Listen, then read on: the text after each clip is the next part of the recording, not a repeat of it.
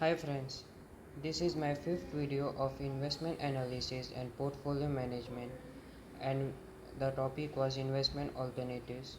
So let us start. And today in this video we will discuss something about mutual fund schemes. So what are mutual funds?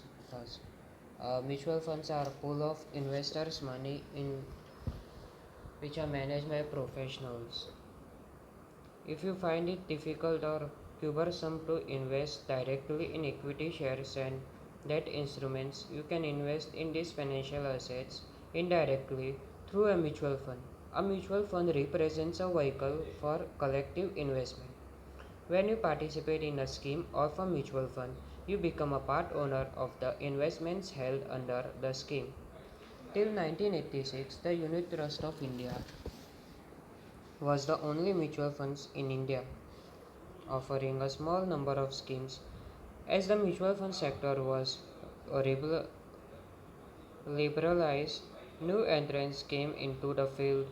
At present, there are about 30 mutual funds offering over 1,000 schemes. In India, the following entities are involved in mutual funds operations: the sponsor, the mutual funds, the trustees, the asset management company, that's AMC, the custodian, and the registrars and transfer agents.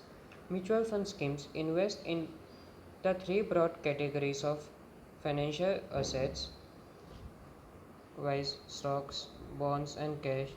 Stocks refer to the equity and equity related instruments. Bonds are debt instruments that have a maturity of more than 1 year.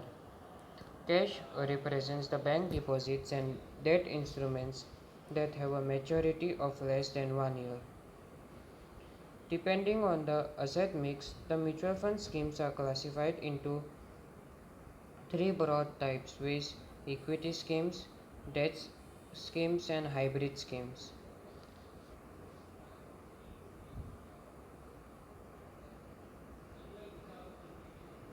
Equity schemes invest the bulk of their corpus, that's 85 to 90% or even more, in the stocks and the balance in cash. Hybrid schemes, also referred to as balanced schemes,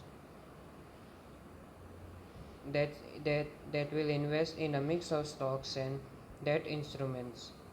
Debt schemes invest in bonds and cash.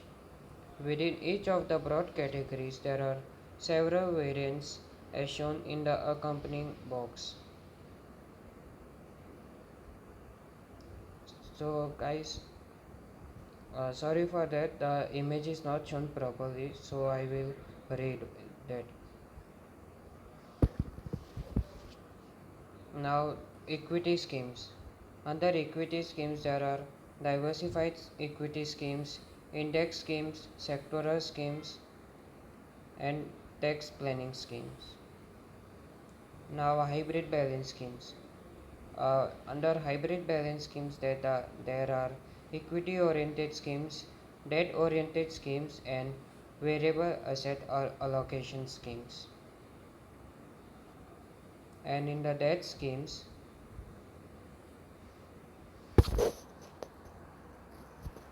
there are gilt schemes, mixed schemes, floating rate debt instrument schemes, cash or liquid schemes. So sorry guys, there was a problem with the image. It's not shown properly of the debt scheme.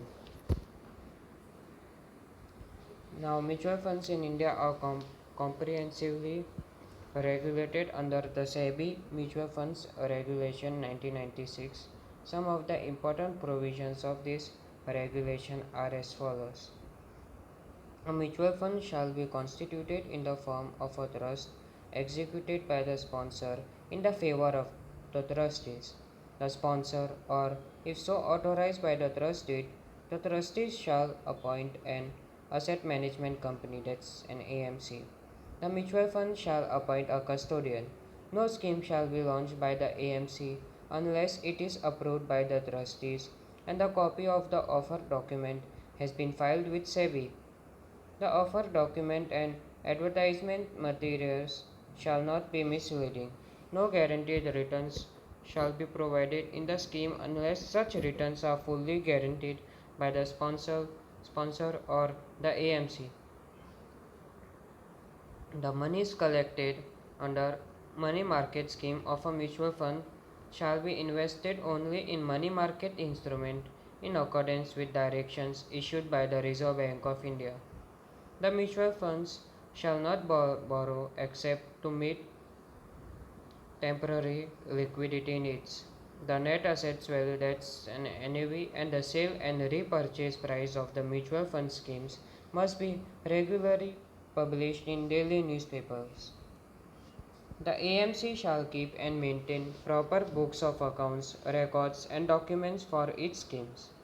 The investments of a mutual funds are subject to several restrictions relating to exposure to stocks of individual companies, debt instruments of individual issuers, and so on and so forth. Costs associated with mutual fund investing, such as initial expenses, loads, entry and exit, and annual recurring expenses, are subject to certain ceilings. For most of the individual investors, mutual funds represents an excellent vehicle for investing indirectly in stocks, bonds, and cash. However, there are some advantages and disadvantages as well. The pros and cons of mutual funds investing are summarized below. So first we will discuss about the pros of the mutual funds. It provides a diversification. It has a professional management, uh, and they are called fund managers of a mutual funds, and they are professionals in this field. The mutual funds provides liquidity, means we can buy or sell mutual funds unit at any point of time. There are tax advantages in mutual funds, means you have to the tax is exempted in some of the mutual fund schemes, while it is fully exempted in some of the mutual fund schemes.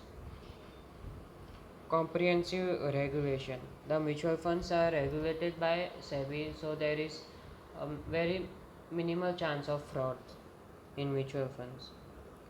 Transparency uh, in the mutual funds. Uh, if you search for a mutual fund scheme online, it will give you details about the mutual fund schemes, its fund manager, its investment value, etc. Now we will discuss about cons. Uh, in comparison to pros, there are very less cons, such as expenses. Means mutual funds.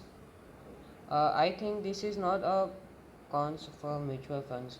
It should be a pros for mutual fund the expenses, because the mutual funds expenses to a one person is very minimal, as it uses economies of scale. And yes, there is a lack of thrill in mutual funds, means mutual fund schemes can't be tailor made according to our choice. So it is one of the cons of mutual funds.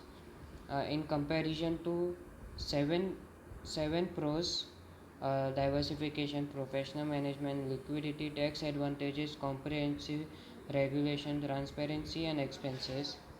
There is only one negative point in mutual funds, that is a lack of thrill.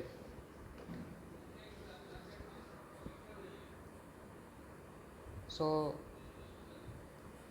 if you have any doubt relating to mutual funds, you can comment me. Now we will see about financial derivatives.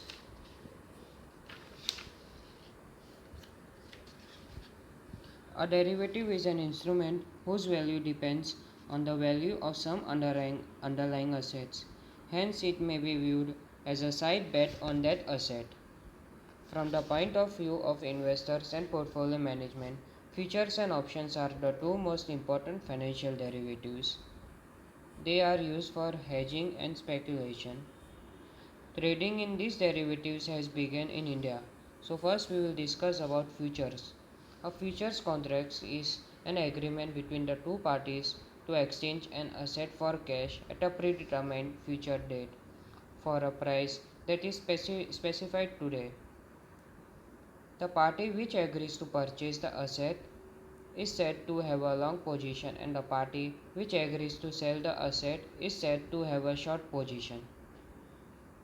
The party holding the long position benefits if the price increases, whereas the party holding the short position loses if the price increases, and vice versa.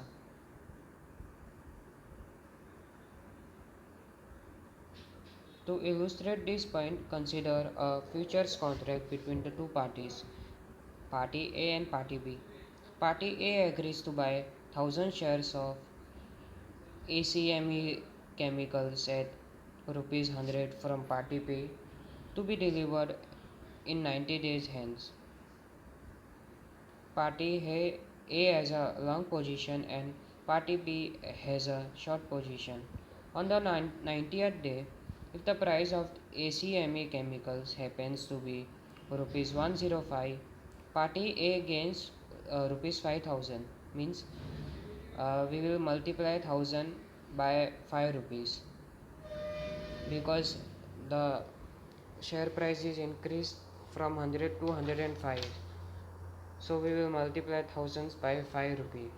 So we will get rupees 5000, whereas party B loses 5000. On the other hand, if the price of ACME chemicals on the 90th day happens to be rupees 95, party A loses rupees 5000, whereas party B gains rupees 5000. Now we will discuss about options. An options gives the owner the right to buy or sell an underlying assets. Our focus here will be on equity shares mainly. On An option gives its owner the right to buy or sell an underlying assets on or before a given date at a predetermined price. Note that the options represents a special kind of financial contracts under which the option holder enjoys the rights for which he pays a price but has no obligations to do something. If There are two basic types of options, call options and put options. A call option gives the options holder the right to buy a fixed number of shares of a certain stock at a given exercise price on or before the expiration date. To enjoy this option, the option buyer holder pays a premium to the option writer, that is the seller, which is non-refundable. The writer or seller of the call option is obliged to sell the shares at the specified date if the buyer chooses to exercise the option. Now the put option. Put option gives the option holder the right to sell a fixed number of shares of a certain stock at a given exercise price on or before the expiration date. To enjoy this right, the option buyer, that is the holder, pays a non-refundable premium to the option seller, that is the writer. The writer of the put option is obliged to buy the shares at a specified price if the option holder chooses to exercise the option. So thank you guys for watching this video. And if you enjoyed this video, please like, share and subscribe to my channel. We will discuss about the real estate in our next video. Thank you guys. Bye. And the pros and cons of the real estate.